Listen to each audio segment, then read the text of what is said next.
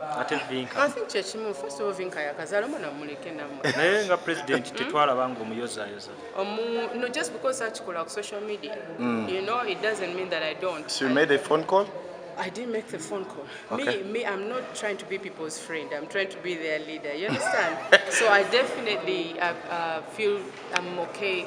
No, I congratulate her upon her delivery. I'm glad that she's fine. I have absolutely no problem with her.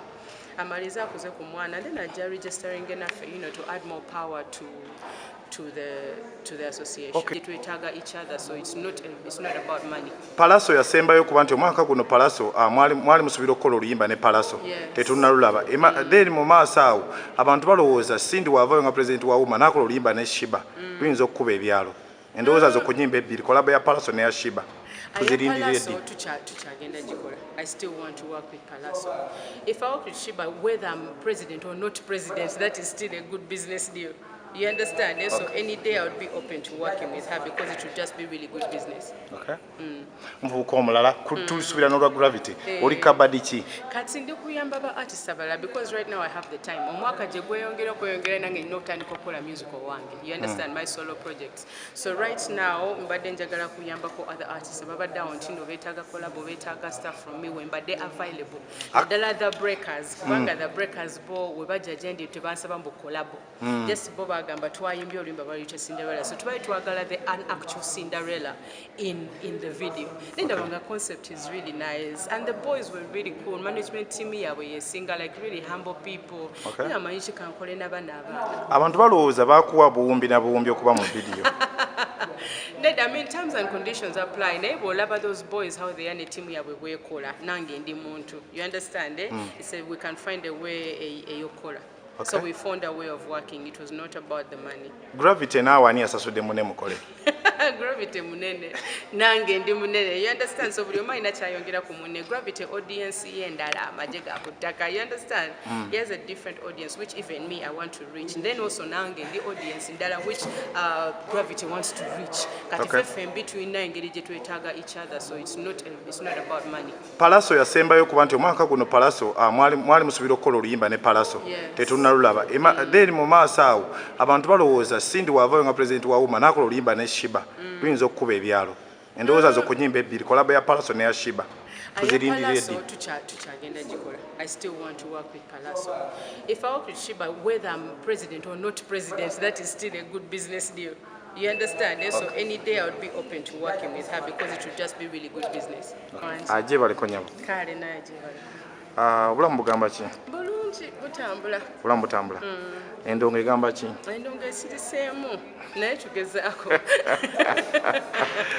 Yes, tukusanze wano naku lwaleero ku hotel gye bayita Mistil. Yes. Ki ekikuleetawo?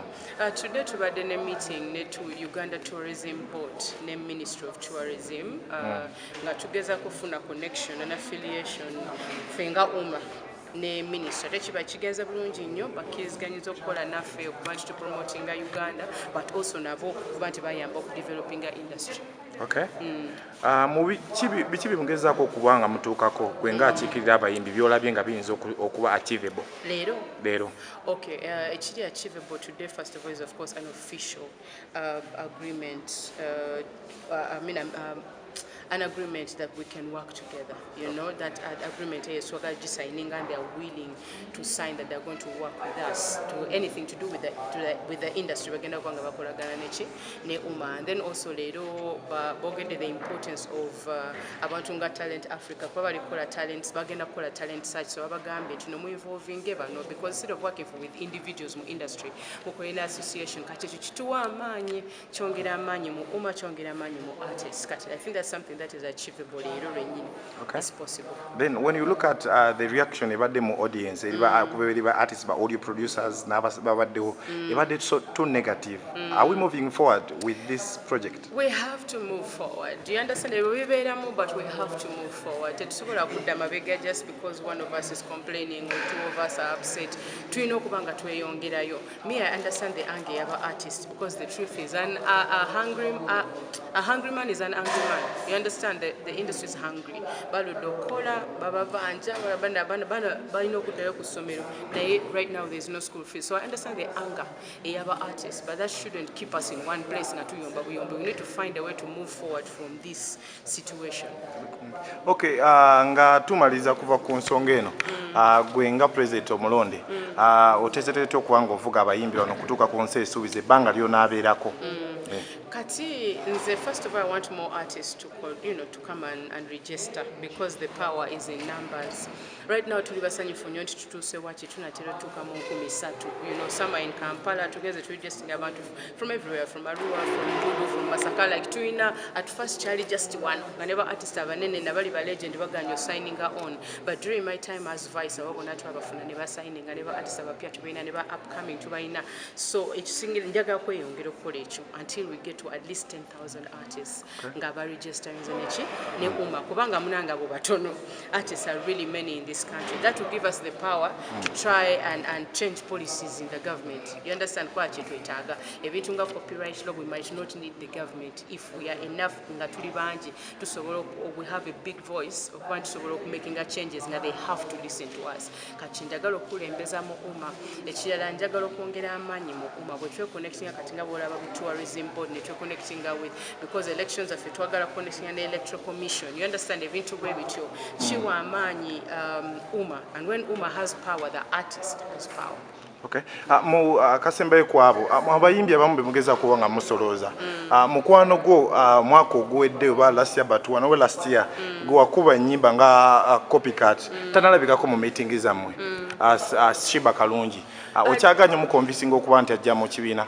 Well, at least that is not my job actually to convince her. Tuina abantu nga bolaba Walter Antino ya agenda me directly na contacting our artists. Of course, some artists nyenze personally, but I think she will be a better person to do that than me. Then also tuina abantu bakola nabo kati nga bolaba Kabakomwali, no bling bling master. You understand? Diamond Oscar. Yes, Diamond Oscar Mwali. So I think Boye was just her friends abali na in the same label. Because abaso bamugulira lwachi bo bali mu uma first of all. Then also munnyonnyola nti all artists need to be part of an association to actually make an impact. Ngatusibula ate Vinka. Ate Vinka. I think chechimu first of all Vinka yakazala mwana muleke namwe. Naye nga president tetwalaba ngomuyozayoza. No, just because I call on social media. It doesn't mean that I don't. So you made a phone call? I didn't make the phone call. Okay. Me, I'm not trying to be people's friend. I'm trying to be their leader. You understand? So I definitely feel I'm okay. No, I congratulate her upon her delivery. I'm glad that she's fine. I have absolutely no problem with her. Amaliza kuze ku Omwana, and then I registering enough, to add more power to the association. Okay, ngatumaliza. Naye okubeera president ekikukyusizaamu ng'omuntu.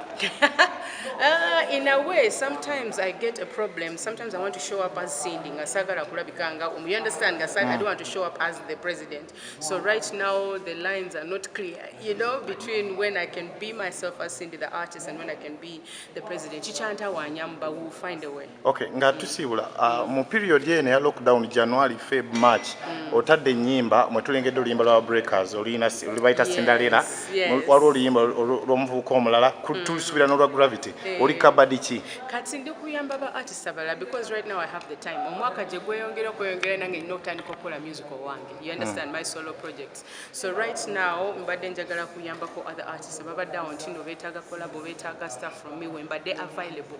Ddala the Breakers kubanga the Breakers bo we bajja gyendi tebansaba mbu collabo. Just bo bagamba twayimbye oluyimba baluyita Cinderella. So tubali twagala the actual Cinderella in the video. Ndabanga concept is really nice and the boys were really cool. Management team yabwe yesinga like really humble people. Amanyishi kankole n'abaana abaana. Abantu balowooza bakuwa buwumbi na buwumbi okuba mu video. I mean, terms and conditions apply. Naye bw'olaba those boys how they are ne team yabwe bwekola nange ndi muntu. You understand? He said we can find a way eyokola. So we found a way of working. It was not about the money. Gravity naawe ani yasasudde munne mukole? Gravity munene nange ndi munene, you understand? So buli omu alina kyayongera ku munne. Gravity audience ye endala amagye ga ku ttaka, you understand? He has a different audience which even me I want to reach, and then also nange ndi audience endala which Gravity wants to reach. Kati ffe in between na engeri gye twetaaga each other, so it's not about money. Palaso yasembayo kuba nti omwaka guno Palaso mwali musuubira okukola oluyimba ne Palaso tetunnalulaba.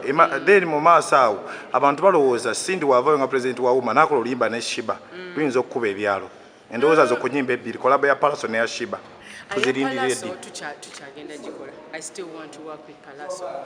If I work with Sheebah, whether I'm president or not president, that is still a good business deal. You understand? So any day I would be open to working with her because it would just be really good business. Okay. Nga tusiibula eri bannayuganda akabatalekeka nga president wa Wamu kuba yisimbyewo abaagala ekifo ekyo kino kyennyini ekyo bwa president abagezaako okujja. Kyanjawulo ki ky'obayinako in fact? I think I have more knowledge on UMA. You know, I think most of them bali misled by what UMA is about. Kubanga kinadengamba ba artists no UMA chekifo kyogendo sanga mbwe mmere y'aba artists. You understand? We are about building policies, establishing the industry, okuba tulina ezo connections internationally and locally. It is not per se about feeding an artist. Okitegeera si direct nti ngenda kuwa sente. Naye ngenda waliyo ebifo bye njagala okugonza. That is what UMA wants to do. Tayagala kugonza artists waba yagala fuluma akoza atyo ofuna visa. Waba yagala kukola show, can we make it easier for them? Because right now amatendera g'okuyita mangi nnyo. Kati UMA can be that one association so otuukirira ne bakuyamba okola ki okutuukira bali abalala. Kati gegamanyi kenjagala okuwa artist. Kati bano abalala abagala okwesimba bayinza okuba ng'ekyo tebakimanyi. Kati kuba mbadde mu UMA for a while, I know what UMA is about. Nsobola okitambuza kubanga nkitegeera kati nze ndaba nti kyekyo kye mbasinza. Owaayi otuuse leeti wano baatugamba wave e Kampala. Waddawa? Situuse leeti actually. Leero ntuse ale. Navaako mu city because nali nkooye city. After my concert I wanted a place that is quiet. So navaako mu city and embeera in somewhere that is really, really quiet. Okay. Yes. Thank you so much, Cindy. Welcome.